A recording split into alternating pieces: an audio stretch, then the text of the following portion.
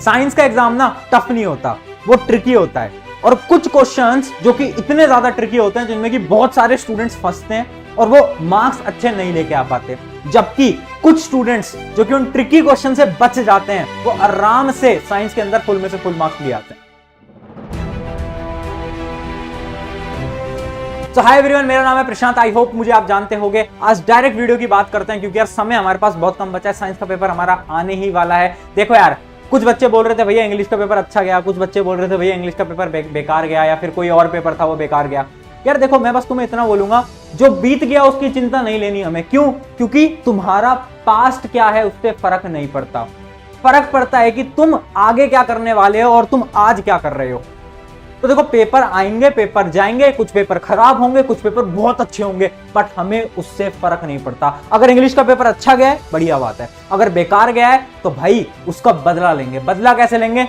Science को फोड़ के। तो चलो साइंस की स्ट्रेटजी के बारे में बात करते हैं। सारी चीजें तुम्हें इसके अंदर मिल जाएंगी। सिलेबस कंप्लीट नहीं है तो कैसे करें, रिवीजन कैसे करें, पेपर को अटेम्प्ट कैसे करें, उसके अलावा बायोलॉजी की डायग्राम्स कैसे याद करें, क्वेश्चंस कैसे याद करें, फिजिक्स के न्यूमेरिकल कैसे याद करें, वो सारी चीजें आज इसके अंदर हमने एक ही वीडियो के अंदर कवर कर दिया। पूरी वीडियो देखना, चाहे 2x पे कर लो, फर्क नहीं पड़ता, बट आज की वीडियो स्किप मत करना। फर्स्ट टाइम बोल रहा हूँ, स्किप मत करना, तो बहुत ज्यादा इंपॉर्टेंट है इसलिए बोल रहा हूँ। चलो फटाफट से चलते हैं, टाइम बहुत कम है। देखो, अभी तक सिलेबस कंप्लीट नहीं हुआ है। अगर कुछ स्टूडेंट ऐसे हैं जो कि 10% होंगे जिनका अभी तक सिलेबस कंप्लीट नहीं हुआ है, या फिर तुम वो स्टूडेंट हो जिसने सिलेबस तो कंप्लीट कर लिया पर तुम्हें कॉन्फिडेंस नहीं आ रहा है, तो देखो तुम्हें क्या करना है, ध्यान से समझना। सिंपल सी बात है, अगर तुम्हारा बहुत सारा सिलेबस बचा है तो तुम्हें नोट्स प्रेफर करने हैं। नोट्स किसके नोट्स प्रेफर करने हैं? Short notes. जैसे बहुत सारे चैनल है, चैनल का नाम दे देता हूं, शोभित निर्वाण हो गया, पढ़ले हो गया, ऐसे बहुत सारे चैनल है जिन्होंने की बहुत बेहतरीन नोट्स बना रखे हैं, उनके नोट्स आप प्रेफर करोगे। अगर तुम्हारे कुछ टॉपिक्स वीक हैं, जैसे कि इमेजिन करो तुम्हें एक चैप्टर नहीं आता कार्बन एंड कंपाउंड, तो उसके लिए तुम नोट्स को प्रेफर मत करना। उसके लिए तुम वन शॉट वीडियोस देखना। वन शॉट वीडियो तुम्हें साइंस की हमारे चैनल, मैंने खुद ने पढ़ाई हुई है साइंस, उसकी प्लेलिस्ट में मिल जाएगा। ठीक है। पॉइंट नंबर 2, बहुत ध्यान से समझना, अवॉइड मैराथन्स। अवॉइड मैराथन्स, ये क्या लिखा है? ये बहुत ज्यादा इंपॉर्टेंट है। देखो, बहुत सारे बच्चे ऑफेंड होंगे, शायद बहुत सारे टीचर्स भी मुझसे आज ऑफेंड हो जाएंगे, बट मैं आज सच्चाई बोलूंगा। देखो, हर एक यूट्यूब चैनल चाहता है कि उसके व्यूज आए, तो आखिरी के टाइम पे हर कोई आएगा और हर कोई बोलेगा मैं मैराथन कराऊंगा, यहीं से बनेगा पेपर, यहीं से आएगा पूरा का पूरा पेपर। एंड यार देखो, वो अपने नजरिए से गलत नहीं है, बट मैं रियलिटी बताता हूं तुमको, उन मैराथन्स का कोई फायदा नहीं है। क्यों? क्योंकि तुम क्या कर रहे हो, पहले एक टीचर से पढ़ रहे हो, फिर दूसरे से पढ़ रहे हो, फिर तीसरे से पढ़ रहे हो। अरे भाई, ये समय रिवीजन का है, रिवीजन का। मेरे भाई मेरी बहन, अगर तू रिवीजन नहीं कर रहा, पूरा साल तेरा खराब है। पूरे साल तूने कितनी मेहनत करी हो, बट आखिरी के टाइम पे जो रिवीजन नहीं करेगा वो नहीं कर पाएगा। तो इस समय पर मैराथन्स को अवॉइड करो। अगर तुम्हें YouTube पे देखना है तो वो देख लेना जो कि क्वेश्चन प्रैक्टिस वाले सवाल होते हैं। जैसे कि इमेजिन करो एक चैप्टर तुम्हारा वीक है तो उसकी क्वेश्चन प्रैक्टिस कर लेना, बट ऐसे मैराथन्स जो होते हैं जो 6-6, 7-7 घंटे के होते हैं, उनको प्लीज अवॉइड करो यार। हाथ जोड़ के रिक्वेस्ट है, एंड तुम्हारे भले के लिए बोल रहा हूं, इसलिए बस तुम्हें सच्चाई बता रहा हूं। तीसरा पॉइंट, एनसीईआरटी एग्जाम्पल और एक्सरसाइज। याद रखना, तुम्हारा बोर्ड का पेपर एनसीईआरटी से बनता है 80% तक। तो एनसीईआरटी की अगर तुमने एग्जाम्पल और एक्सरसाइज नहीं करी है तो करने बैठ जाओ फटाफट से। सबसे पहला काम ये कर लेना। उसके अलावा 1 या फिर 2 सैंपल पेपर। अब देखो, यहां पर भी मैं रियलिटी बता देता हूं। बहुत सारे लोग आपसे बोल रहे होंगे सैंपल पेपर करो, बट मैं बोलता हूं सैंपल पेपर मत करो। क्यों मत करो? क्योंकि इमेजिन करो तुम आखिरी के दिन पे एक सैंपल पेपर कर रहे हो, और वो सैंपल पेपर थोड़ा सा टफ होता है। कुछ किताबों के अंदर सैंपल पेपर थोड़े टफ होते हैं, और वो सैंपल पेपर तुमने करा और तुम्हारा कॉन्फिडेंस गिर गया, और उस गिरे हुए कॉन्फिडेंस के साथ अगर तुम अगले दिन पेपर देने जाओगे तो तुम्हारा पेपर खराब होगा।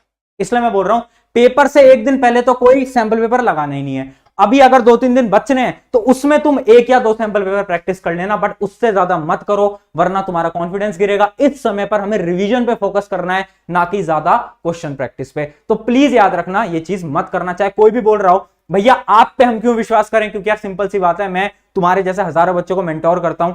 अभी 12वीं बोर्ड भी चल रहे हैं, 10वीं बोर्ड भी चल रहे हैं, तो बच्चे आगे मुझे कॉल करते हैं एग्जाम के बाद, भैया ये गलती मैंने करी, ये गलती मैंने करी। तो उन सबकी गलतियों को मैं एक समराइज करता हूं और वो मैं तुम्हें बताता हूं। ठीक है, चलो आगे बढ़ते हैं। अगला पॉइंट क्या है? Important topics. अगर तुम एक वो स्टूडेंट हो जो कि यार इंपॉर्टेंट टॉपिक्स ढूंढ रहा है, तो भैया इधर उधर मत घूमो। एक पूरी पीडीएफ बना दी, यहां पर मैं दिखा भी दूंगा।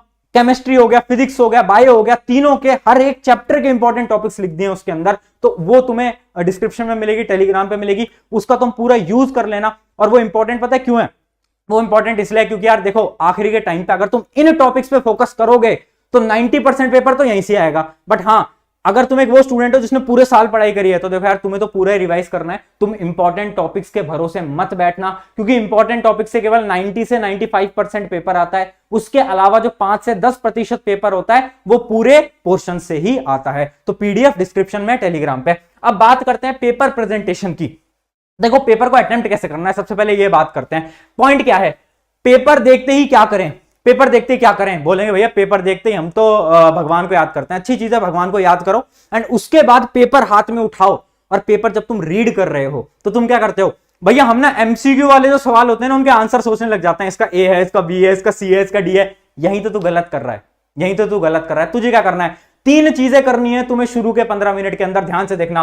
पॉइंट नंबर 1 देखना यहां पर, अंडरलाइन यूनिट्स। इसका क्या मतलब है, ये बेस्ट स्ट्रेटेजी है, ध्यान से सुनना। देखो इमेजिन करो आप एक क्वेश्चन पढ़ रहे हो, आप पेपर पढ़ते हो ना स्टार्टिंग के टाइम पे, जब आप पेपर पढ़ रहे हो तो आपने देखा कि एक न्यूमेरिकल है इलेक्ट्रिसिटी का, उसमें दे रखा है सेंटीमीटर।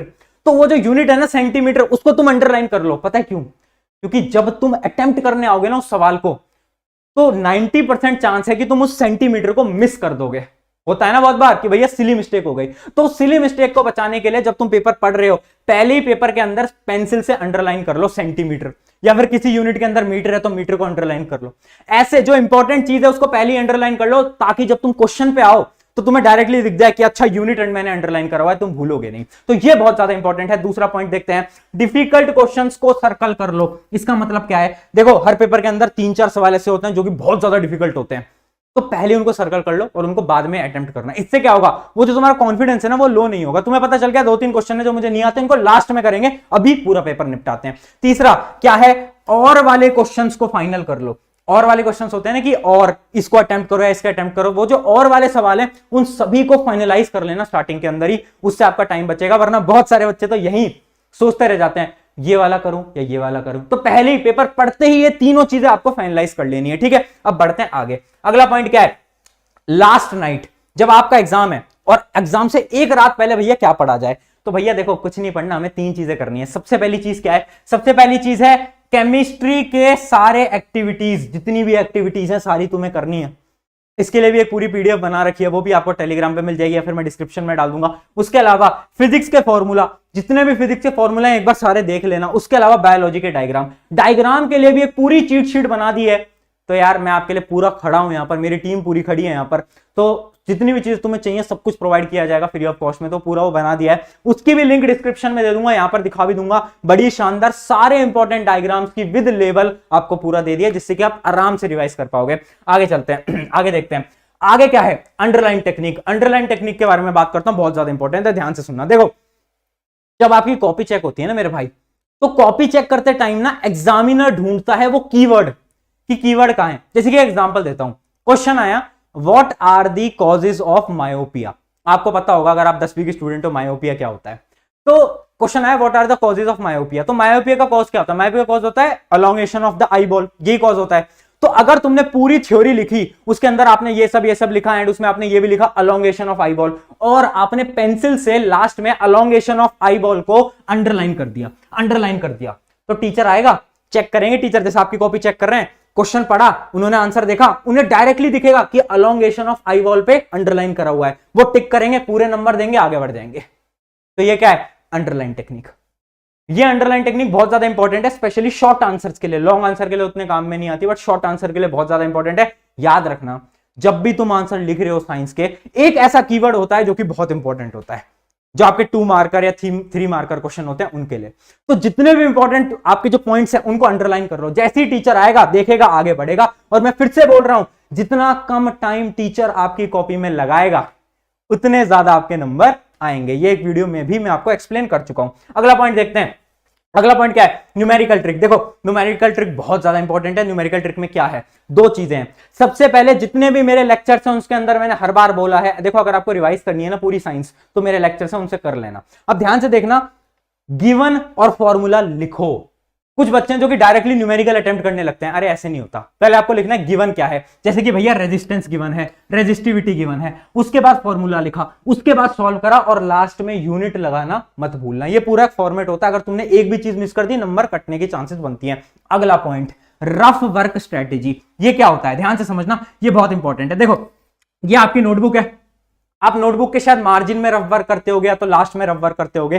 तो जब भी आप फिजिक्स के न्यूमेरिकल को सॉल्व कर रहे हो ना रफ में, तो उधर एक नंबरिंग जरूर डाल लेना। जैसे कि इमेजिन करो यहां पर मैं रफ कर रहा हूं, यहां पर मैं रफ कर रहा हूं, तो आप वहां पर पॉइंट जरूर डाल लेना। जैसे कि नंबर 1, इमेजिन करो आप क्वेश्चन नंबर 1 सॉल्व कर रहे हो, तो आप यहां पर नंबर 1 जरूर डाल लेना रफ के अंदर भी। भैया रफ के अंदर 1 डालने से क्या होगा, ये बहुत ज्यादा इंपॉर्टेंट है, क्योंकि जब तुम लास्ट में आते हो ना पेपर रीचेक करने के लिए, रिवाइज करने के लिए आते हो ना लास्ट में, तुम चेक करोगे अपनी कैलकुलेशन को। तो देखो साइंस के पेपर के अंदर तुम्हारे पास इतना टाइम नहीं होगा कि तुम पूरी कैलकुलेशन वापस से करो फिजिक्स की बैठ के। तो उससे बढ़िया है कि तुम रफ में ऐसे नंबरिंग डालकर कर लेना। उससे क्या होगा, तुम्हें बस लास्ट में जाकर अपने रफ वर्क को चेक करना है, इजीली तुम्हें पता चल जाएगा। अच्छा क्वेश्चन नंबर 7 यहां पर है, क्वेश्चन नंबर 7 मैंने रफ में यहां पर करा हुआ है। और देखो टीचर पे कोई भी इसका बैड इंपैक्ट नहीं पड़ता। रफ वर्क में चाहे तुम कुछ करो, टीचर को कोई फर्क नहीं पड़ता, कोई इसको देखकर तुम्हें नंबर नहीं देता। तो याद रखना, रफ जहां पर भी तुम कर रहे हो फिजिक्स के न्यूमेरिकल्स का, उसमें 1 2 3 जरूर डाल लेना। जो भी क्वेश्चन नंबर है वो तुम जरूर लिख देना, ताकि जब तुम रिवाइज करो तो तुम्हारा दिमाग चमके कि अच्छा मैंने इस क्वेश्चन को ऐसे सॉल्व करा, एक बार चेक कर लेता हूं फटाफट से, वरना आखिरी के टाइम पे बहुत ज्यादा टाइम लग जाएगा। तो ये हमारी बहुत ज्यादा इंपॉर्टेंट स्ट्रेटेजी है, इस चीज को याद रखना एग्जाम टाइम के दौरान। अगली देखते हैं, अगली क्या है, फाइनल टिप्स। अब देखो कुछ फाइनल टिप्स दे रहा हूं, बहुत ध्यान से सुनना, अपनी आंखें दिमाग खोल लो, क्योंकि ये one of the best strategy होने वाली है। पहली चीज देखो, बायो के आंसर लिखने से पहले सोच लेना।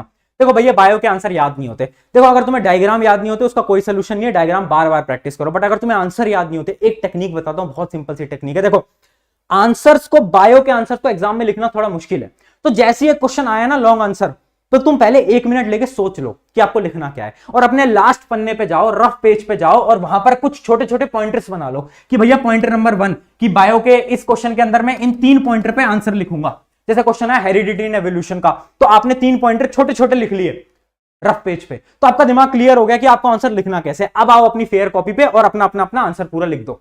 ये मैं क्यों बता रहा हूं, ये मैं इसलिए बता रहा हूं क्योंकि यार बायो के क्वेश्चन बहुत बार बच्चे ऐसा करते हैं कि पहले कुछ लिखते हैं, फिर उन्हें लगता है कि यार कुछ गलत लिख दिया, उसके बाद पूरा क्वेश्चन कट कर देते हैं।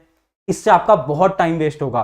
तो जिस क्वेश्चन में आपको थोड़ी कंफ्यूजन हो रही है ना, 1 मिनट लो, रफ पेज पे आओ और आराम से उसके थोड़े पॉइंट सोचो, उसके बाद लिखना। ऐसा मत करना डायरेक्ट आंसर पे आ गए हम तो कुछ भी लिखेंगे। अरे भाई कुछ भी लिखोगे नंबर नहीं मिलेंगे, नंबर नहीं मिलेंगे, ध्यान रखना। तो थोड़ा सोच के लिखना। अगला पॉइंट क्या है, केमिस्ट्री में रिएक्शंस को सोचकर लिखना। देखो केमिस्ट्री के जितनी भी रिएक्शन है, ट्राई करना सारी रिएक्शंस आपने बैलेंस्ड रिएक्शन लिख रखी हो। बैलेंस्ड रिएक्शन, बैलेंस्ड इक्वेशन आप समझते हो ना, बैलेंस्ड इक्वेशन लिख के आना, ट्राई करना। मतलब मैं ये नहीं कह रहा कंपलसरी है, इसके नंबर कट जाते हैं, बट हाँ कुछ टीचर काट सकते हैं, बट ऐसा नहीं है कि ये कंपलसरी है। बट फिर भी सेफ पॉइंट में रहने के लिए मैं आपको सजेस्ट करूंगा केमिस्ट्री के अंदर बैलेंसिंग करके आना। जितनी भी आप इक्वेशन लिख रहे हो, अनबैलेंस्ड इक्वेशन मत लिखना।